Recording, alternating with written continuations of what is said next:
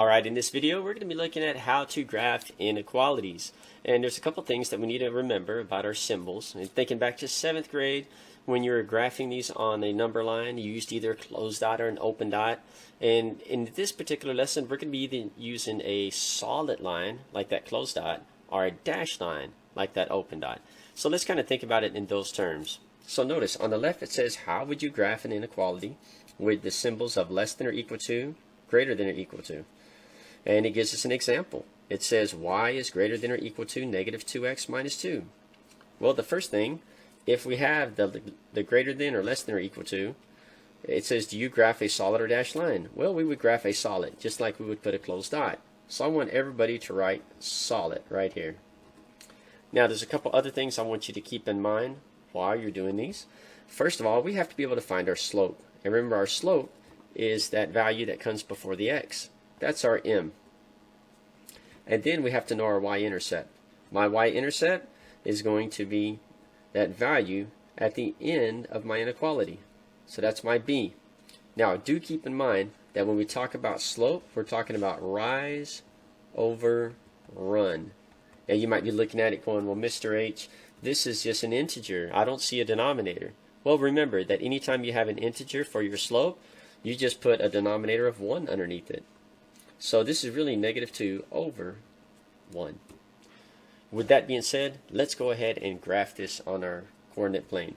So my y-intercept is negative 2. I always start with the y-intercept. So I'm going to go down to 1, 2. That's b, so that's done.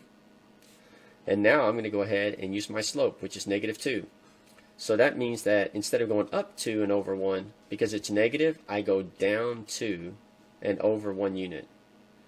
Put a point there, and now I can graph my line.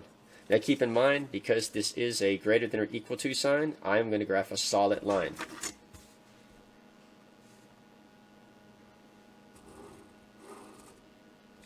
There it goes.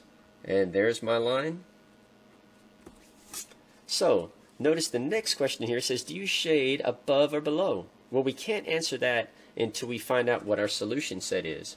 And we're going to document our chosen solution set up here. Now, I do want you to keep in mind is when we're dealing with an inequality, there's going to be multiple solutions. It'll either be all the points on top of this line or all the points below this line. And so what we're going to do is pick one point on each side and see which one makes this inequality a true statement. So I'm going to go ahead and separate this real quick into two parts. I recommend you do the same. Remember, you're getting a grade for these notes. The next thing I want to do is I'm going to rewrite my inequality over here. So I'm going to go ahead and write y is greater than negative 2x minus 2. Now what we want to do is pick a point that's really easy to work with. I like picking points that use the same number for the y and x value. The reason is it makes it less likely that I'm going to make a mistake when I substitute those numbers in to my inequality over here. So on this one, since it's really close to 1, negative 1, negative 1, I'm going to skip down to negative 2, negative 2. I'm going to pick a point right there, negative 2, negative 2, and I'm going to write that ordered pair out. So this might be my solution set if it makes a true statement. So we're going to take our x value and our y value, and we're going to substitute those numbers into this inequality over here. So let's do that. So instead of y, I'm going to write negative 2. And instead of negative 2x, I'm going to put negative 2 times my x value, which is negative 2. And then I'm going to bring down this negative 2 over here. It's a whole lot of 2's. So let's go ahead and do the math now. Well, this one, in front of the parenthesis, there's no negative sign, so it's just going to remain negative 2. This one says negative 2 times negative 2, and a negative times a negative is a positive, so this is actually going to be positive 4. And then this negative 2 is just going to come down. And if we continue our math, we'll say negative 2 is greater than or equal to 4 minus 2, which gives me a positive 2. And then we got to ask ourselves, is this a true statement? Is negative 2 truly greater than or equal to positive 2? And the answer would be no, right? Negative numbers are always going to be less than a positive integer. So we're going to say this is false. In other words, none of the solutions, none of the ordered pair on this side will be a solution. So that means that we must be shading above. So I'm going to go ahead and write the word above here. We're going to be shading above. Now I'm going to pick a point on top. I'm going to go to my favorite point. I think the easiest point to deal with is always 1, 1. So let's pick 1, 1. So we're going to substitute those values into the same inequality. So I'm going to rewrite the inequality right here, and then now I'm going to substitute my numbers. Right? We said y is 1, and that's greater than or equal to -2 times the x value, which is 1, minus 2. And if I distribute, I end up with 1 is greater than or equal to -2 times 1 gives me -2 minus 2. And so we have 1 is greater than or equal to -4, because I'm combining these two terms. And this is true. 1 is greater than or equal to -4. That's a true statement. So therefore, my solution set that I chose that proved it to be true is for the inequality is going to be 1, 1. Now, all of these up here, we could have picked any point. You could have picked 3, 3, 4, 4. You could have picked 1, -1. All of these, any point on this side of that line would have made a true statement. I just try to go with easy numbers. Now, we're not finished yet because we do need to go ahead and shade it, right? We said we're going to shade above. We knew that once we got a false answer over here. But now, let's go ahead and do it. So what I like to do is I typically would just shade in with my highlighter on one side, and you can do yours the same way, or you can even shade it in with your pencil. It's completely up to you what you want to use to shade it. As long as it's shaded, I'm going to count it correct. And there we go. So, on the STAR test, this will be done in grayscale. It won't be in color, but you get the idea of what it looks like and how to do it. So now let's go ahead and go to the next problem. So I do want you to notice that on this problem, it says, how would you graph an inequality with a less than or greater than symbols? And it says y is less than x minus 2. Do you graph a solid or dashed line? Well, since it doesn't say equal to, we are going to use a dashed line. So I want you to write this in, dashed. Now I do want you to know this x, it doesn't have a number in front of it. Remember, we have that invisible 1 rule, which means that the coefficient of any variable that doesn't have a number in front of it is going to be 1. So our m in this case is actually going to be 1. And this right here, this -2, is going to be our b. Now, remember, slope is simply rise over run. So when I say it's a positive 1, it just means it's 1 over 1. Alright, let's go ahead and graph our y-intercept first. Its b is -2. So I'm going to go down to -2, put a point right there. And then my slope is 1 over 1. So I'm going to go up 1 over 1. And now we're going to graph that dashed line.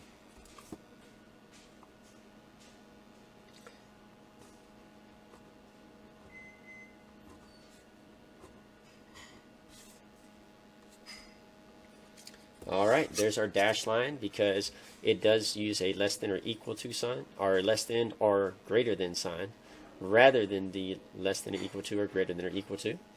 And so now the question is, do we shade above or below? Well, at this point we don't know, right? But we know we're going to have to find a test solution. And once we test it, we'll figure out which side we should shade. So I'm going to go ahead and draw a line to break up my box, because I'm going to test one point on each side. And so I'm going to start with my favorite point. I'm going to look over here and go, okay, let's start with a great 1, 1. It's very easy to do math when we're using the number 1. So 1, 1. Alright, and I'm going to rewrite my inequality. Y is less than x minus 2. And just keep in mind, since we're using 1, 1, we're going to replace y with a value of 1. And we're going to replace x with a value of 1.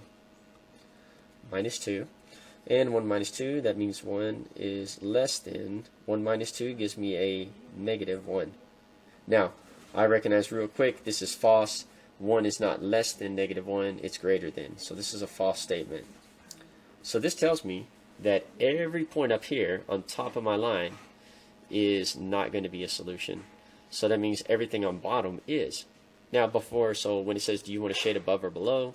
In this particular case, I'm going to write, I want to shade below. Now before I do so, I'm going to go ahead and test it, right, just to make sure I didn't make a mistake on the math. I'm going to go ahead and pick a point on this side. So let's use, I think an easy one would be 3, 3. Now 1 does have a negative, so I'm going to put a point right there, so I'm going to do 3, -3. Alright, so we're using the same number, but notice that the y value is negative 3, right? Because it's below it. So let's go ahead and write our inequality, and then we're going to substitute our numbers in and check it. Alright, for y, we have a negative 3. And then for my x, I have a positive 3. And then I'll bring down my minus 2. So let's go and take a look at this. We got negative 3 is less than 3 minus 2, which would give me 1. And that is a true statement. Negative 3, right, is a negative integer, and it is lower than a positive integer of 1. So this is true. So we know that it is correct. So this is the side that we shade. And the solution set that I chose was 3, negative 3. Remember, you could have chose a different number because every point that's below this line is going to be a solution. But this is the one that I chose, so I'm going to put it documented as my solution set. So let's go ahead and shade in the bottom here. Alright. And that way it shows that we believe and we know with certainty that every one of these points underneath this line is going to be a correct answer.